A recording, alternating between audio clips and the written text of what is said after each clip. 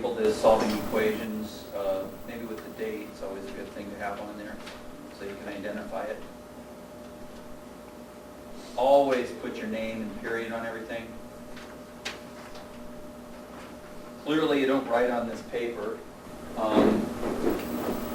Number one, I don't want to write it, it says 2x, the absolute value of 2x plus 8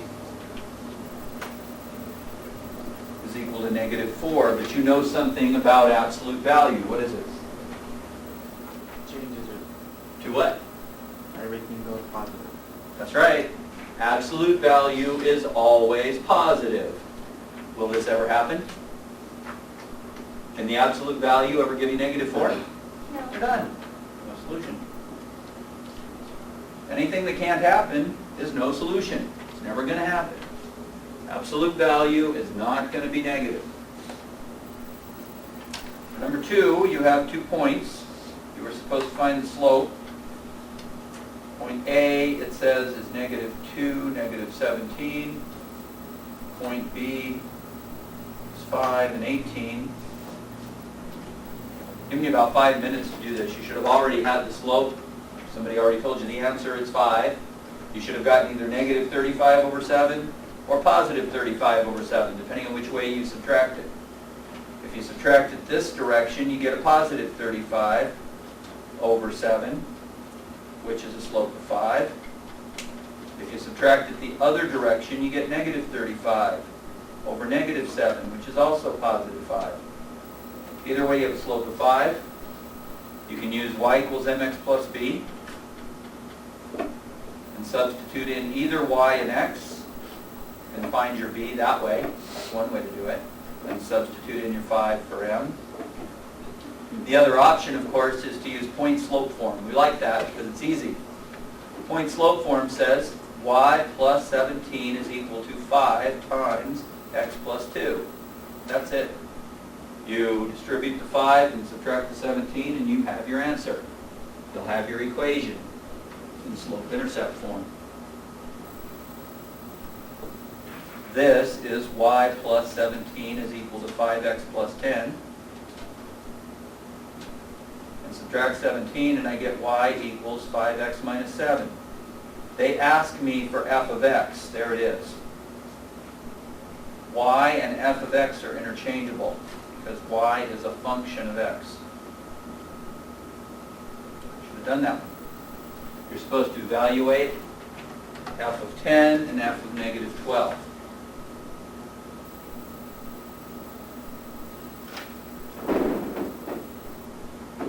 Do them in your head pretty easily.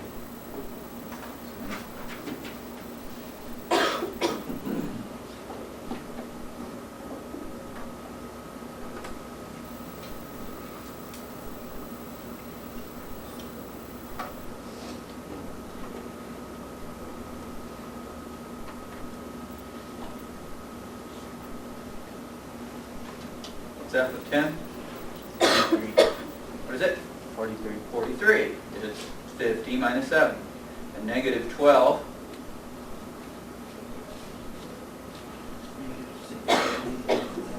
-60 minus 7 is -67. That's all. Now in number 3, I'm going to give you a huge hint, and you're going to see this problem again. On every SAT test I've ever taken, they've included it at least once, sometimes as many as twice or 3 times. This concept. The concept is that I'm solving an equation in the exponents. I have 4 to the x is equal to 8. You won't see this on the tax test, but you will see it on the thing. Some people are taking the Accuplacer today. You will see problems like that on there. And this can be done with or without a calculator. You shouldn't need a calculator for this particular one. And I'm going to give you a hint. What I want you to do is change the things that are in blue to powers of 2. Because if you have the same base, you can solve the equation very easily. So change those to powers of 2, and you can find x. Try.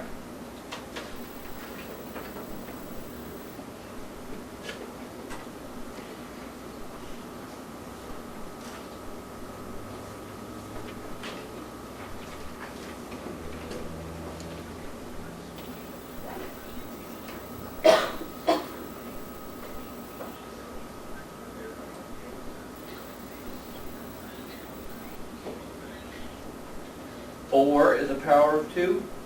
What is it? 2 squared. And 8 is a power of 2. 2 cubed. Well, what we see now is that we have this equation.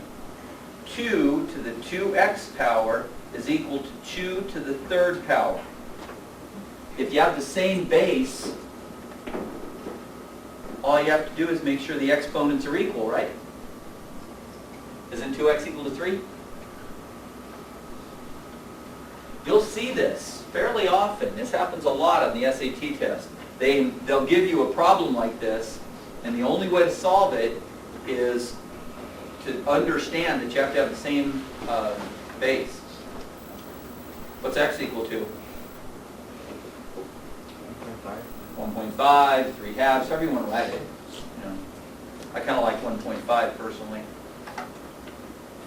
And you can get an exact answer without a calculator almost instantly. If you recognize this and this, you're almost done already. This one's actually harder than the problems they give you.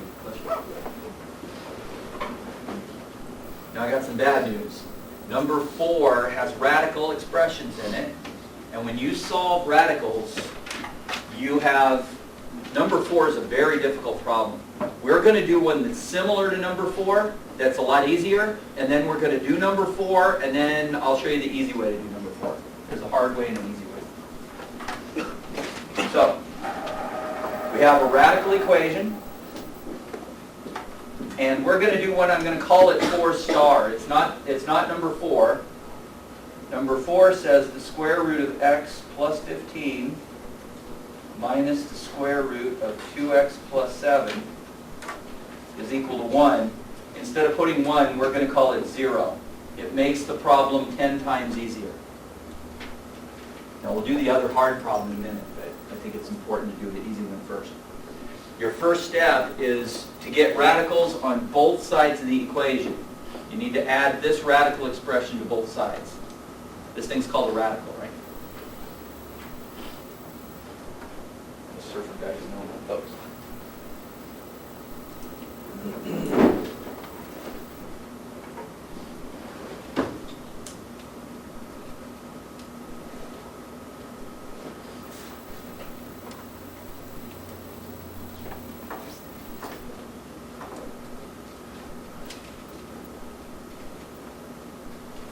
So we add the expression to both sides, 2x plus 7.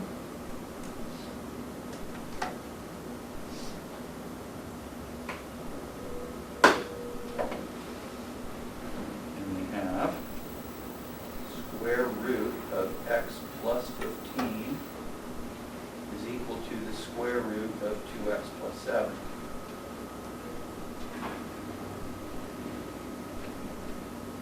You know how to get rid of radicals? Square them. Square both sides. No radicals left.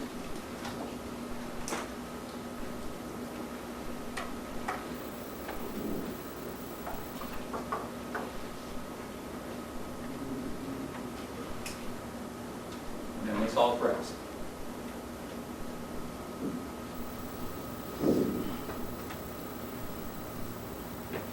The whole point of squaring it is just to eliminate the radical. That's all it does. It doesn't actually do anything to the polynomial. It doesn't make this like x squared plus 30x plus 225. It just squares the radical away, doesn't it? Pretty clear on that? You know what I mean?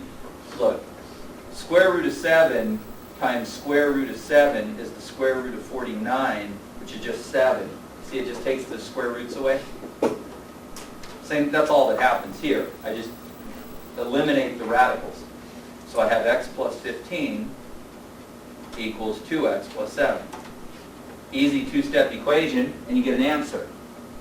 You need to be very careful with answers when you do this, though. Because we squared both sides, we eliminate negatives when we do that. And if you happen to have had a negative under the radical, you have a problem. Do y'all see what I mean? If this was -5, that you'd have a negative radical, and you can't have that? Remember, those negative radicals aren't allowed? So you kind of got to look for those. It's kind of like the division by 0. You got to be careful with your x's. You need to make sure you don't get a big negative x, right? Does that make sense to everybody? You can't have negative radicals? Because the negative radicals give you those I values, and it's a big problem. Just finish solving it. 2 steps. Subtract the x from both sides, subtract the 7 from both sides. What do we get? X equals 8. Now, check your solution. It's always a good idea when you're dealing with radical equations to go back to the absolute original and try it.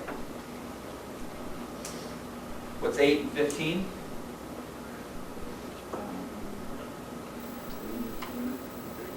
23. So square root of 23, a little less than 5, about 4.8. And over here we have 16 and 7, also makes 23. So it's okay. Because I have, bless you, square root of 23 minus square root of 23 is 0. It's all right. Now for the hard one. Boy, this is really, really difficult. We're going to start in the same way. We have the same problem, more or less.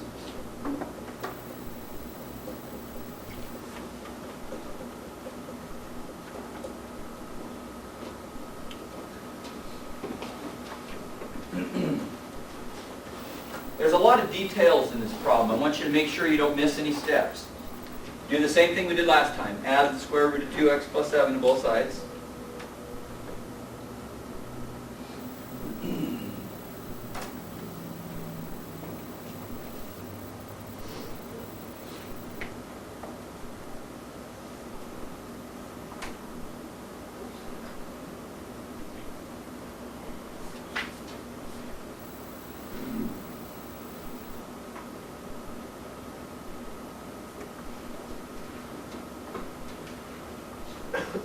Now we have the square root of x plus 15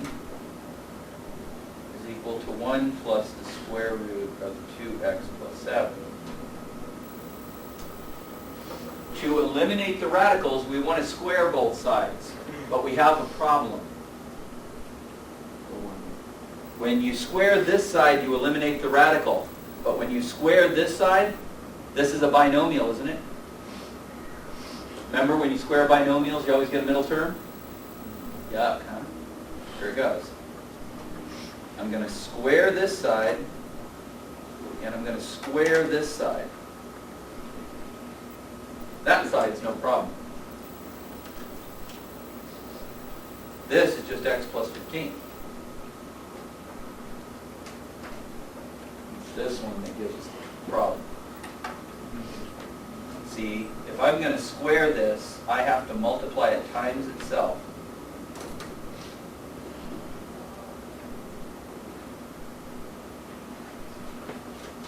Clear? To multiply this, you have to multiply the first, the outer, the inner, the last. It's a polynomial thing. Multiply the first times the first. 1 times 1? 1. Now comes the hard part. Inside gives me root 2x plus 7, and outside gives me root 2x plus 7. When you add those together, you get 2 square root of 2x plus 7. And the last, square root of 2x plus 7 times square root of 2x plus 7 eliminates my radical.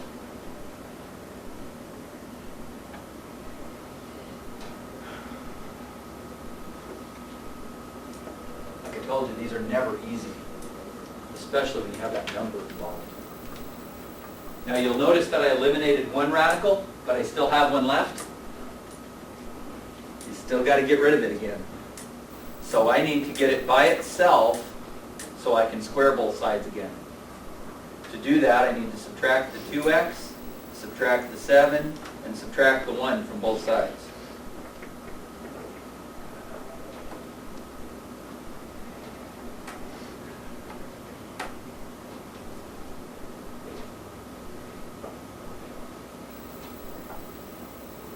So I can eliminate them.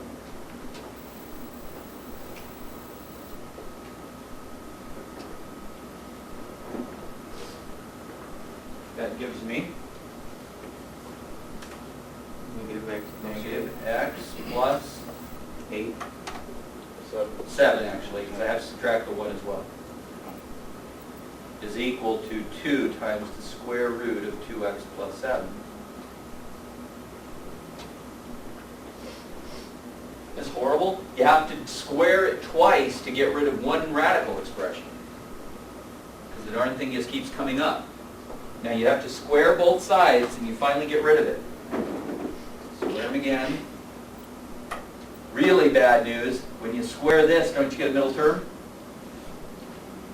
Duh, huh? Get a polynomial. Square this and square that. You can do that. Try it yourself, so you can get an answer for this thing.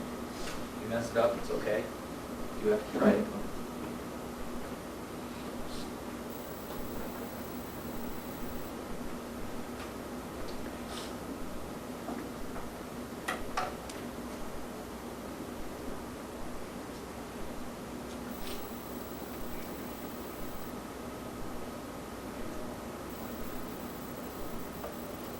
For some people, it helps if you write it out.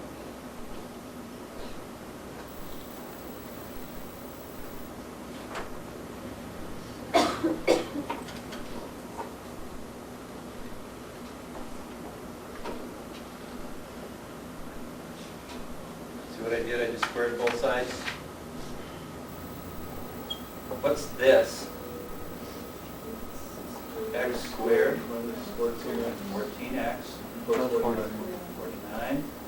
And over here, we just get the 4, and then the radicals get eliminated, don't they? What do you see, the 2 times 2, and then 2x plus 7.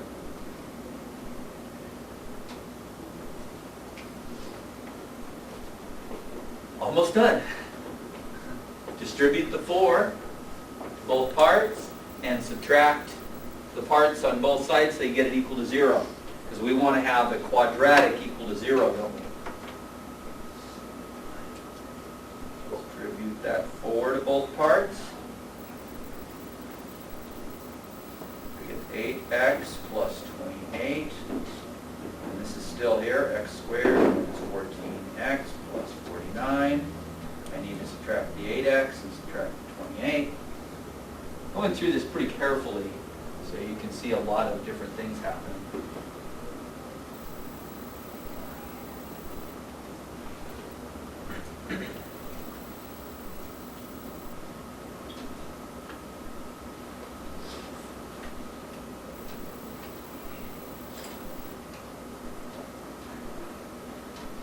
I always want quadratics equal to 0, because then I can factor them and solve them. And this one is factorable. We end up with x squared minus 22x plus 21 is equal to 0, and we're almost finished, finally. You have, the nice thing, this is factorable. You can actually factor that quadratic and solve it. You get 2 solutions.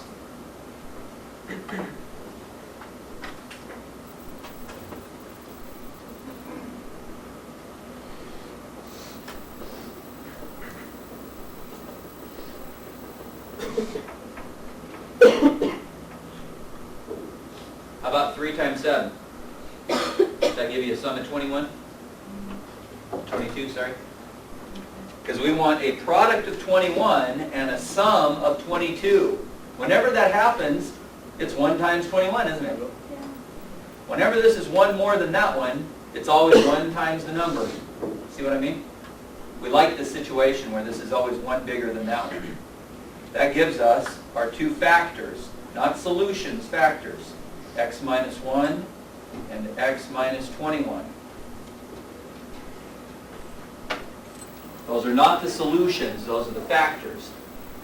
Now we want the solutions. What are they? x plus 7 Equals 1.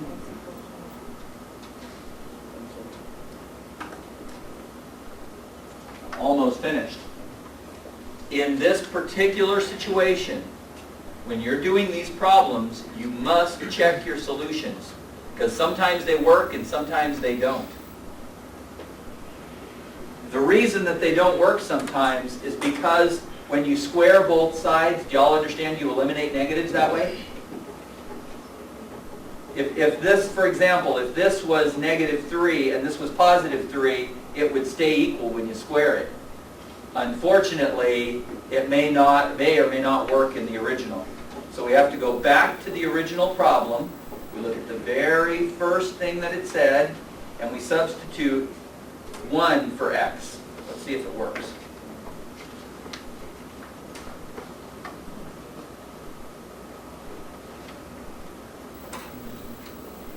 That's the square root of 16. 4. And this is the square root of 2 and 7 makes 9. Square root of 9? 3. 4 minus 3 is 1, isn't it? So 1 works. 1's okay. This is a good answer. The 21, let's see how it does. A little hard to read here. 21 and 15. 36. 36. Take the square root, we get 6. Okay. It's okay so far. It's working out. 21 times 2. 42 and 7. 49. Take the square root is 7. 6 minus 7. Is that 1? -1. That's where that problem comes in. When you squared both sides, you eliminated negatives. And that happens sometimes. So the 21's no good. We finally have an answer. This is the kind of problem where your calculator can really save you some time. We're going to use the calculators to solve this. Go ahead and